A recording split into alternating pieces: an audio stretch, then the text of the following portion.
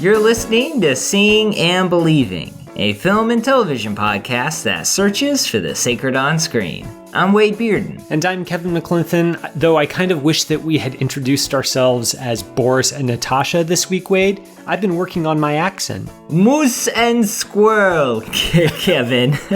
I see that you've been working on yours as well. I have, in preparation, listeners, for this episode, in preparation for our review of the new Marvel Cinematic Universe entry, Black Widow. Yes, Marvel movies are back in the movie theaters, and they're also back on Seeing and Believing. We're going to be talking about that this week, as well as offering our usual recommendations on episode 297 of Seeing and Believing. Okay, anytime now, please. Shut up!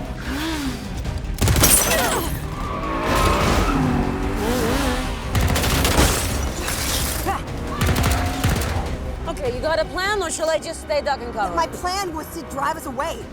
Well, your plan sucks.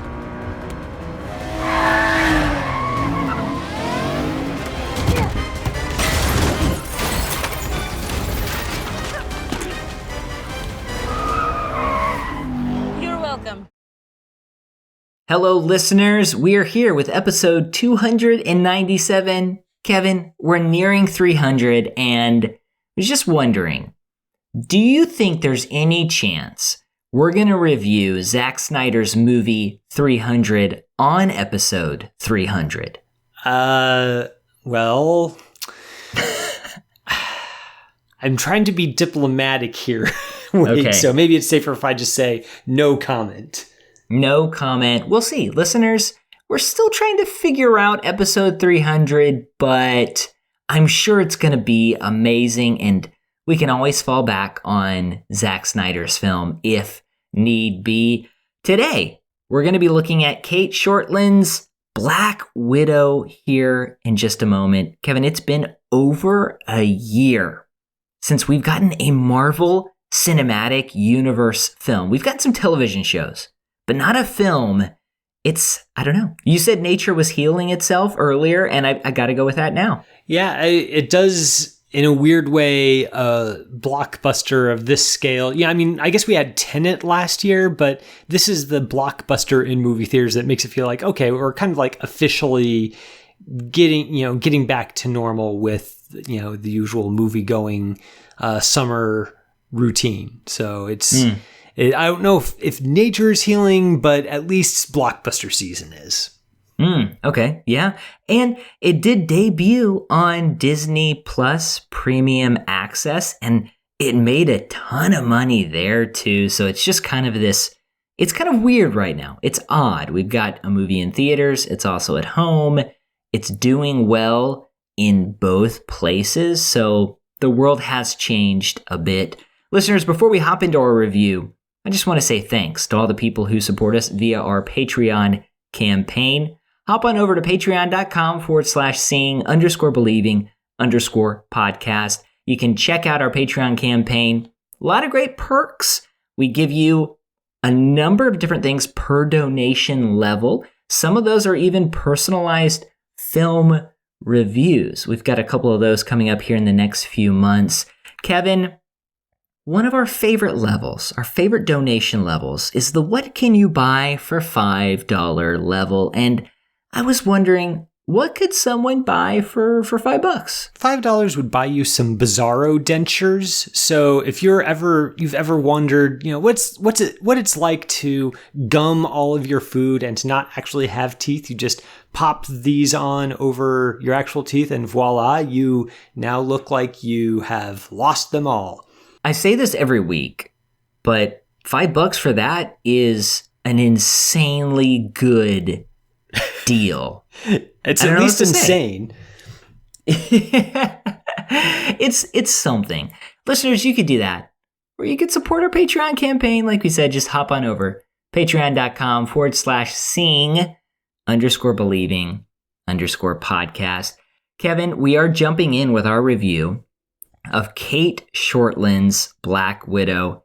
Here's the film's official synopsis. Natasha Romanoff, aka Black Widow, aka Scarlett Johansson, confronts the darker parts of her ledger when a dangerous conspiracy with ties to her past arises.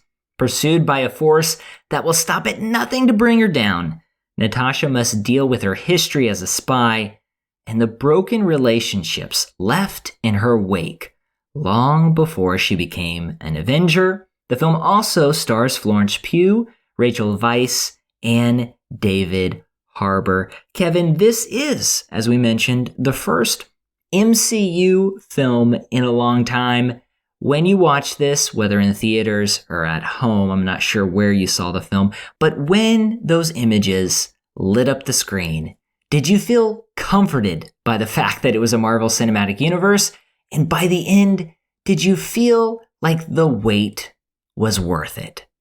Yeah, I mean, I did see this in the theater, and, comfort isn't maybe isn't the exact word I'd use, but if there's definitely a sense of familiarity, right? Like sitting down in a dark theater, there's a bunch of trailers for other, Disney Marvel properties upcoming beforehand. Then, the Marvel Studios logo kind of flashes on screen and feels very much like, okay, this is a feeling that we've had before, and you kind of know what you're getting, what you're in for with this film.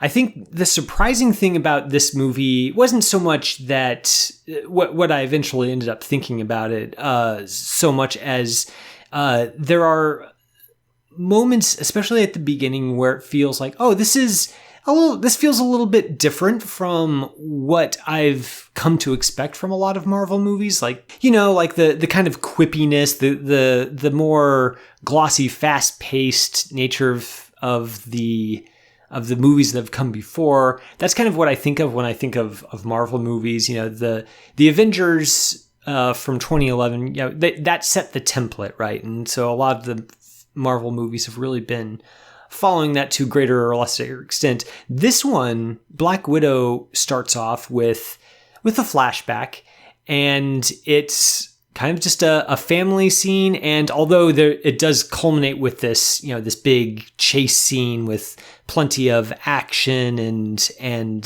thrills, it's of a different variety, I guess, than I've come to expect from Marvel films. It put me in mind, especially with the credit sequence of the FX TV series, The Americans, which I think is very intentional on Kate Shortland's part. And, that was it was interesting to both settle in for something familiar and also with that opening sequence go like, oh, maybe this is going to zig where I expect it to zag. I don't think it ended up fully doing that. I think this was a movie that went down pretty easy. I had an okay time with it. I don't think it really ends up being near the top of the heap, even for a Marvel film, but I had a good time with it. I think maybe part of the reason why I couldn't fall in love with it is because it does feel a little bit derivative of, like I said, The Americans, a few other movies and TV shows that we can talk about as we go along. But it does seems like in a way, Marvel and Disney keep finding ways to play it safe, but they do it. They play it safe in ways that at least it's not so obvious that they're playing it safe, and it's got its own charms as well. Yeah, well, this is one of those movies that probably should have been made years ago, and when Captain America: Winter Soldier was released, I started telling people, hey, I think the time is now for Black Widow to have her own film. And it finally happened, and it occurred at a weird time because we already know that she supposedly dies. I say supposedly because does anyone really die in the Marvel Cinematic Universe? Maybe. She dies in Endgame, and so I was curious about the story here.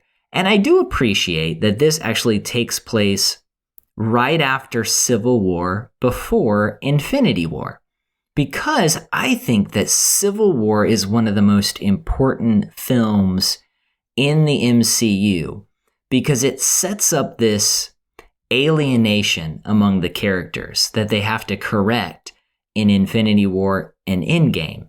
And it creates some pretty fantastic conflict. So to see what happens when Natasha's character is separated from the Avengers, to see what happens, to experience the feelings that she experiences being alone after all that she's gone through, it makes, I don't know, I felt like it makes Infinity War a little more palpable for me.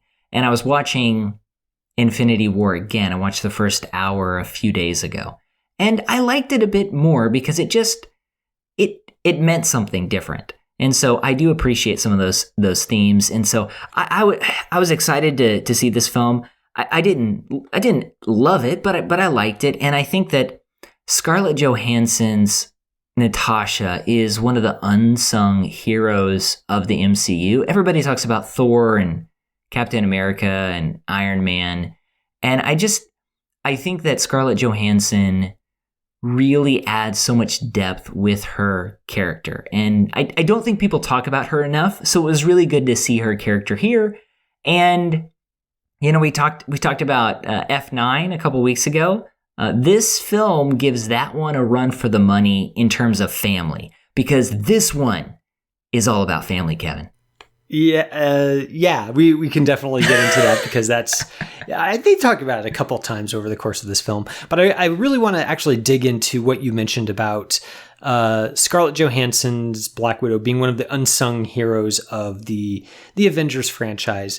The reason I want to dig into it is because I'm curious about that because I feel like a lot of the reason why she's one of the, she kind of is more under the radar than, the Thors and the Captain Americas of the franchise is because I think that at least my impression has been that Marvel has never really known what to do with her as a character. She's a little bit too ordinary to really feel right at home when people are, punching, godlike aliens and, traveling to different dimensions.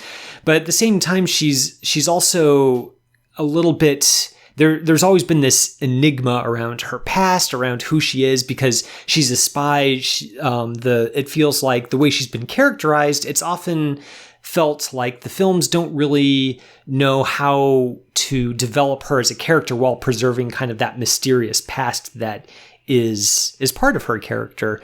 And for that reason, it's often felt to me like Black Widow has always been there in the Marvel movies and Scarlett Johansson's always a welcome presence. And I think she does so much to flesh out the character and make her feel more engaging than she might have otherwise. But overall, I just feel like Black Widow has never really felt at home in the Avengers verse. Marvel hasn't really known what to do with her. And I think that continues a little bit with this film where it does feel like they want to kind of give her a fitting send-off. Since she died, they kind of want to still give her the movie and the tribute that the character deserves, but they don't quite know how to do that. And it ends up feeling like there are a bunch of ideas at play in this movie that Kate Shortland's the director and Eric Pearson, the screenwriter, and of course the small army of consultants and crew members working on this film, they don't really know what to really lean into here with Black Widow. They want to pay tribute to her, but they don't quite know how. And I think that even though that's kind of a piece with the way she's been treated over the course of the entire Avengers franchise, it does kind of feel disappointing. Like she had an unceremonious send-off in Endgame, and now she's got this belated movie of her own that just kind of doesn't seem to land or doesn't really provide a satisfying examination of her character, even as it does try to dig deeper. And I think that's maybe where the film falls down the hardest, is it doesn't feel like it exists for any other reason than to give her a send-off, but there's no strong idea for what would actually work in that context. Yeah, I mean, I thought that Black Widow's death was affecting in Endgame, but I totally understand what you're saying. the film, okay, so I didn't walk away from this movie or finish watching this film and say, oh man, like this was an emotional roller coaster. This is the last time I'm going to see this character in an MCU film, which, I mean, she's been a part of it since Iron Man 2. And I didn't feel that because there really, as you mentioned, there really wasn't a send-off. The end of this film connects to Infinity War, but that's kind of it. It just feels like this film is a little bit of a puzzle piece. Like, okay, this gives us a fuller picture, but I'm not sure that they fleshed out her character. Now, I do like Florence Pugh, and I think she does a really good job here, but it's very evident, very, very evident that this film is partially made because they want her to take Black Widow's place. And that's fine. It just, yeah, I would have liked to see a little more honor due to Black Widow instead of this feeling like okay, like let's do this. Let's finally give her film. And actually, one of the reasons why we're doing that is because we want to set up this other character. I mean, it feels a little odd. It does feel like Black Widow gets a little bit overshadowed in her own film by Florence Pugh's Yelena in this movie. Mm-hmm. And that's why I mentioned, they didn't actually develop the character as much as they could in this film because Yelena has some of the best lines. I mean, she's given the spotlight here, and I was kind of a little disappointed in that. Yeah, I mean, I think that Florence Pugh is far and away the best part of this movie, and that's that kind of continues the trend where Florence Pugh is usually the best. One of the best parts of any movie she's in. I thought she was probably gave the strongest performance of anyone in Greta Gerwig's Little Women. I really liked her in Midsummer. She's just a wonderful actress. And I think she is sort of what holds this entire movie together. I think that when we're talking about the theme of family, it's Yelena with her, the fact that she is, part of this dysfunctional family that Black Widow is also a member of. There's this alienation to her, and yet there's this deep, the way she's written, the way Pugh plays her, there's just this deep open wound where she wants to belong to this family, and she wants to love them and be loved in return, essentially. And it's easily the most affecting part of the entire movie, which is, I mean, it's great, but it also feels like that doesn't really leave the actual ostensible protagonist, the title character, with a whole lot to do. Black Widow is here, and she has sisterly banter with Yelena, but she's kind of just there for the action scenes. It feels like the screenplay is more interested in Yelena than it is in Natasha, and that again plays into the eternal always a bridesmaid never the bride feel with Black Widow in all these Avenger movies, where she kind of just feels like she's there, but you're really interested in these other characters more than you're interested in her. Yeah, it is sad. I did like the family dynamics in this film. I felt like the movie, I don't know, it's fascinating because in a film like this, you expect the film to be a little more comfortable in the action sequences and just run through those family scenes or those scenes in between, those connective tissue scenes.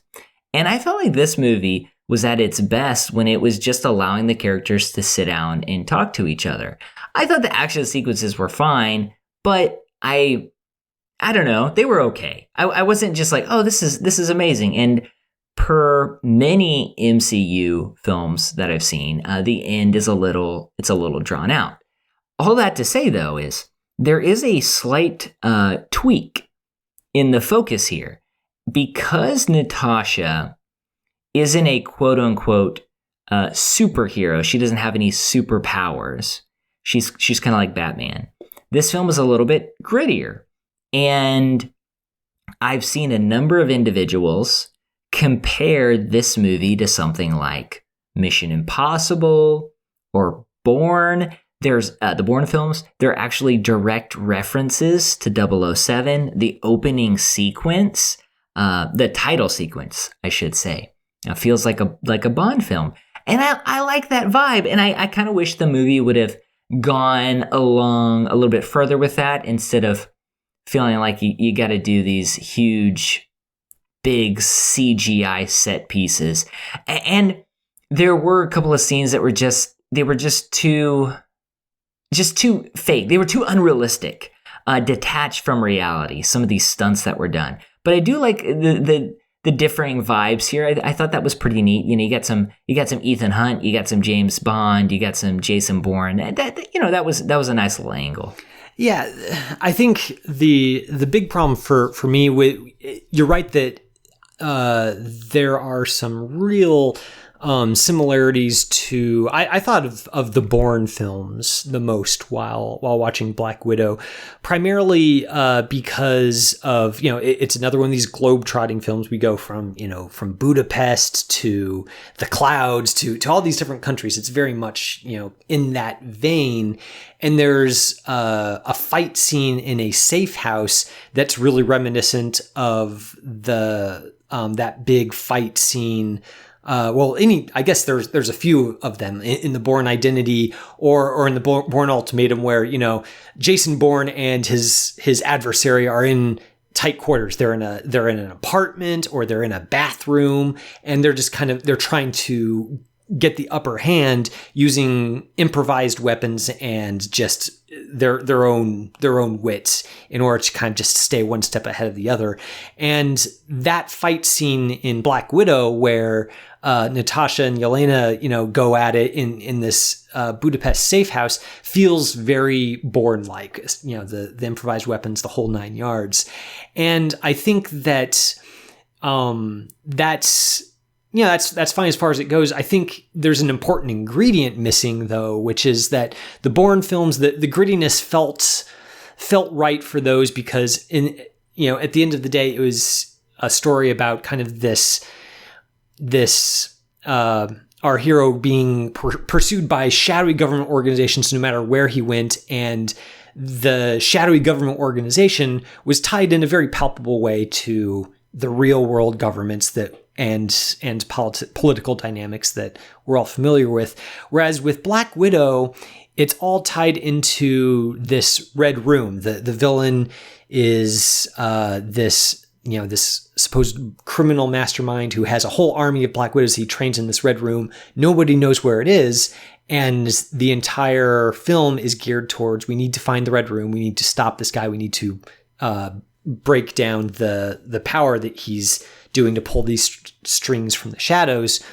But the people often talk about, I guess, the Marvel movies having a villain problem where the villain just kind of is not really all that compelling or doesn't make a whole lot of sense.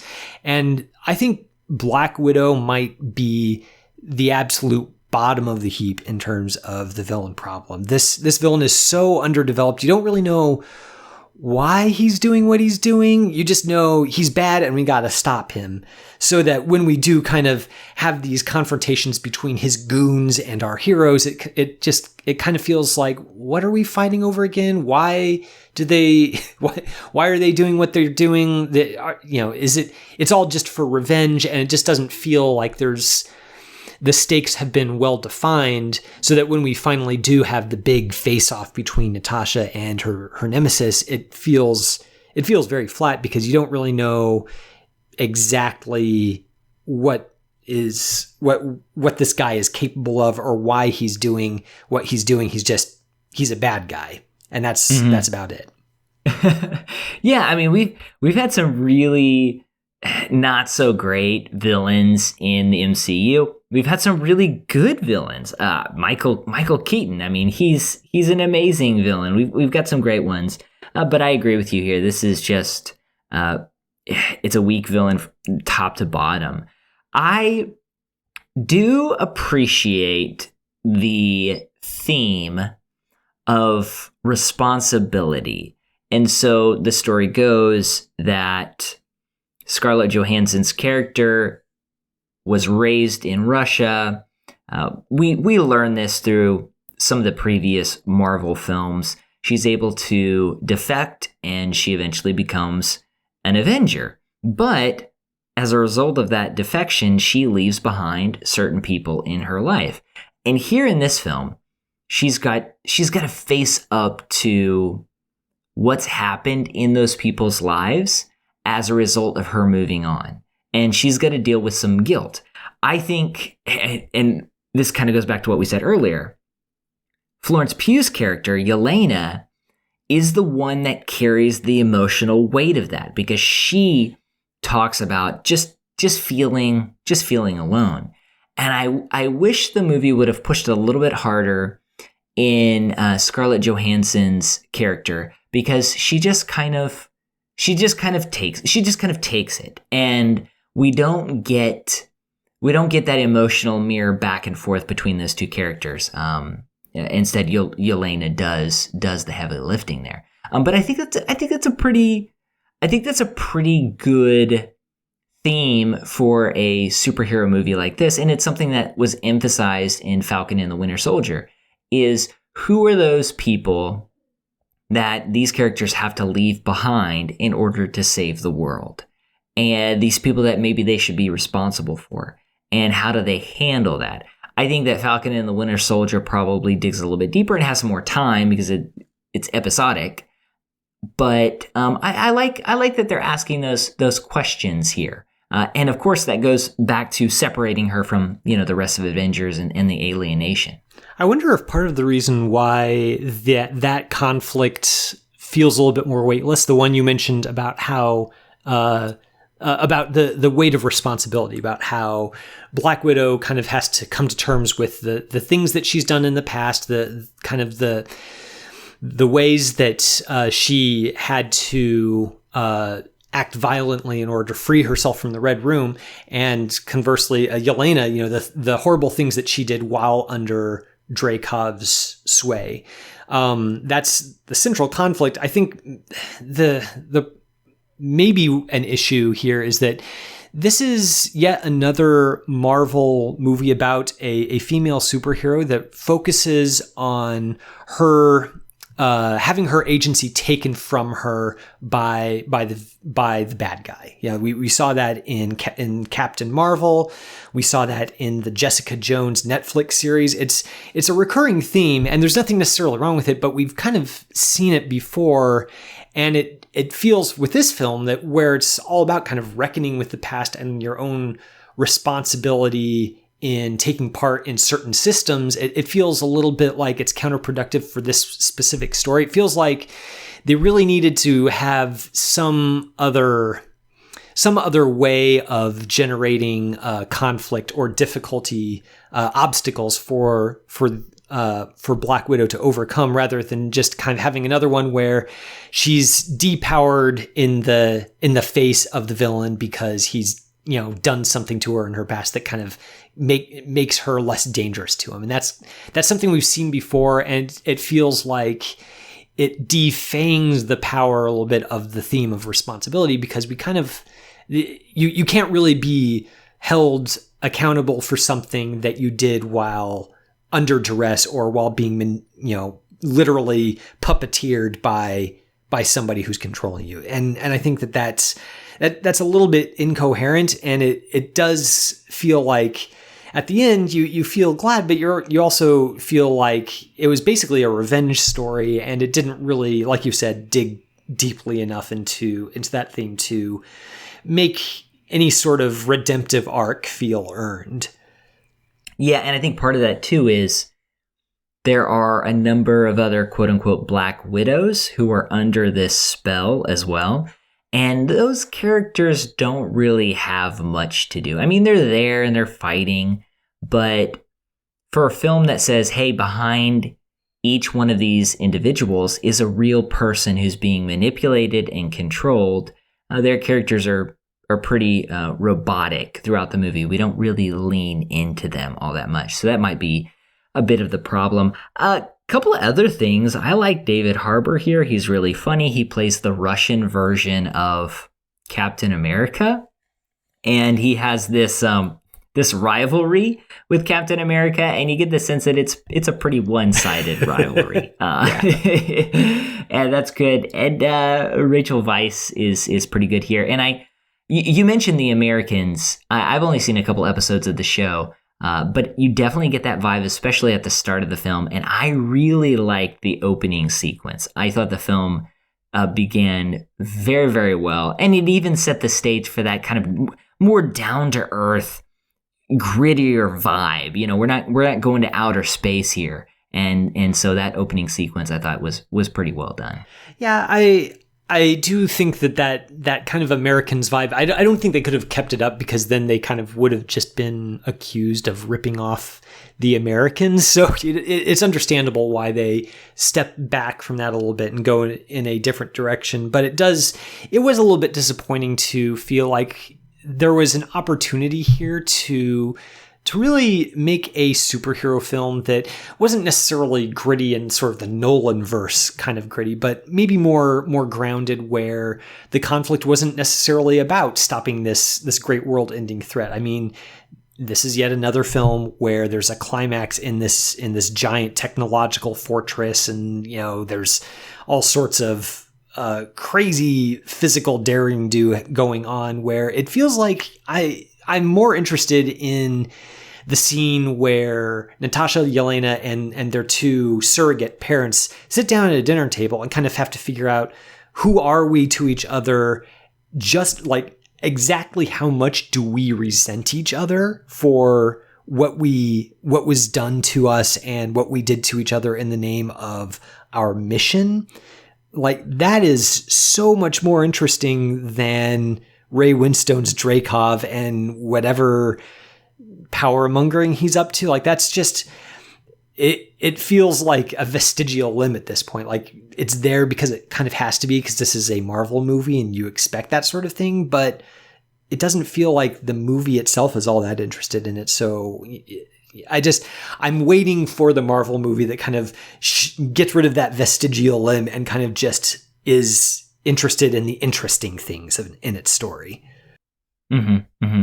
Yeah, no, I'm hoping for that as well. I don't know if it will happen anytime soon. I say that. There are some Marvel films. There's some Marvel films that I really do love. I love all the Captain America ones, and so yeah. But listeners, that's our review of Black Widow. Let us know your thoughts. You can tweet us at CBelievePod, CBelievePod. You can also email us, seeingandbelieving, CAPC@gmail.com. Kevin, we've reached the part of our show where we recommend something from the world of television and or film to our listeners. What would you like to recommend today?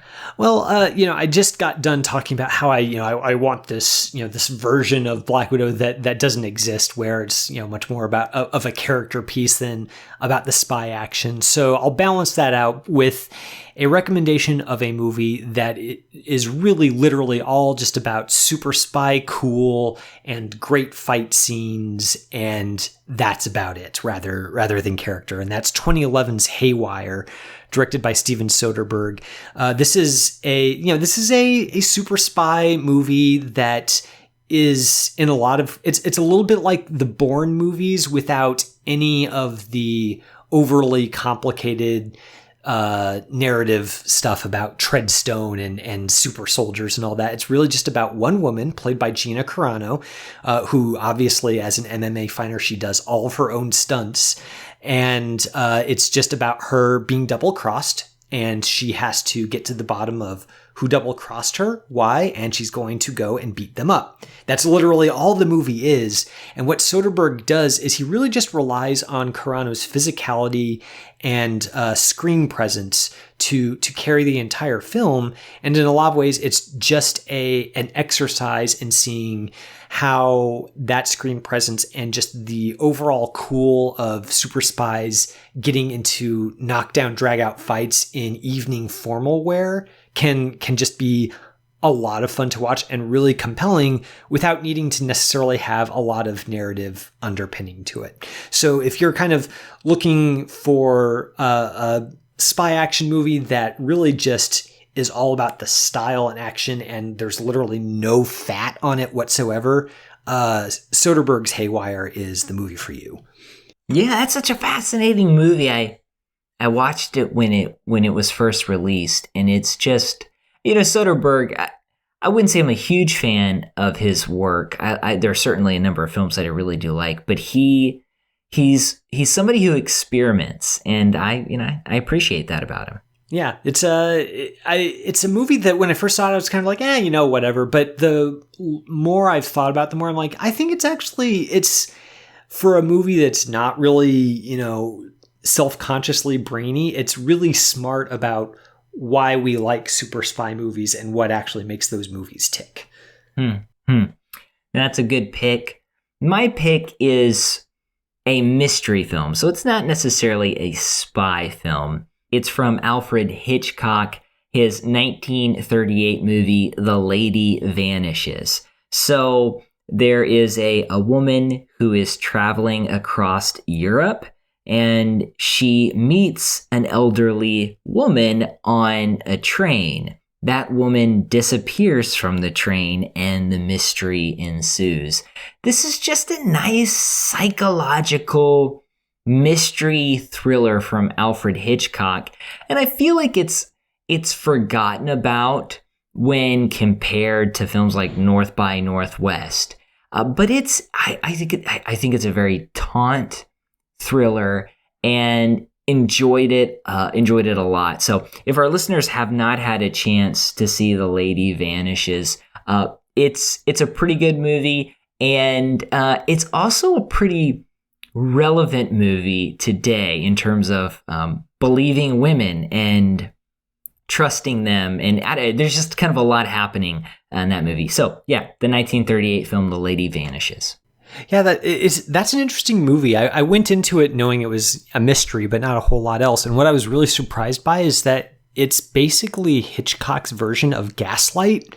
It's all about like somebody knowing something is true, but being told over and over that it isn't, and watching that develop over the course of the film is really interesting. I don't know that I came away from it having as much affection for it as you did. I kind of was hoping for it to resolve and feel like a little bit more, but when you're in the thick of the mystery, it is really engaging to wonder, what exactly is going on here, and that that's Hitchcock for you. He's really good at creating those sorts of movies. Yeah, no, that's well said. Listeners, thanks again for listening to this week's episode. As always, tweet us at CBeliefPod, CBeliefPod. You can also email us seeingandbelieving.capc@gmail.com. Rate and review the show on iTunes. We appreciate that. Anytime you can rate and review us, do it once, do it often, whatever you can. We love it. This episode is brought to you by ChristInPopCulture.com. Our producer is Jonathan Clausen, who every week helps us to search for the sacred on screen. I'm Wade Bearden. My co-host is Kevin McLenithan. And until next time, this is Seeing and Believing. We'll see you later. You have been listening to Seeing and Believing, an official production of the Christ and Pop Culture Podcast Network. Please rate and review the show in iTunes, and check out our other shows at christandpopculture.com/network. Theme music by Alexander Osborne and Lindsay Miz, used under Creative Commons License 3.0.